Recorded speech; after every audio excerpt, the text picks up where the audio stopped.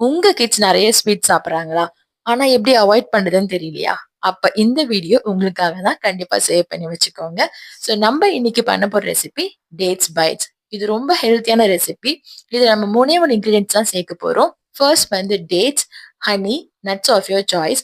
நான் இன்னைக்கு வேர்க்கடல அரைச்சு ஆட் பண்ணியிருக்கேன். நீங்க வேணும்னா அத சேர்த்துக்கலாம். அது ஆர் ஆப்ஷன் தான். இல்ல எனக்கு எந்த ஸ்வீட்னஸும் வேணாம் அப்படின்னா நீங்க ஹனி கூட அவாய்ட் பண்ணிக்கலாம். இப்பலாம் ஸ்கூலுக்கு குழந்தைங்க போகும்போது கூட ஏதாவது பர்த்டேனா சாக்லேட் குடுத்து அனுப்பாதீங்க அப்படின்னு சொல்றாங்க. ஏன்னா அது ஹெல்த்தி கிடையாது அப்படின்றதுனால. ஸோ அதுக்கு பதில் நீங்க இந்த மாரி டேட்ஸ் பைட்ஸ எங்க குழந்தைக்கு குடுத்து அனுப்பலாம். நான் இன்னைக்கு டார்க் காம்பவுண்ட் லைட்டா ஆட் பண்ணியிருக்கேன். ஏன் அப்டின்னா, சில குழந்தைங்க டேட்ஸும் சாப்பிட மாட்டாங்க, நட்ஸும் சாப்பிட மாட்டாங்க.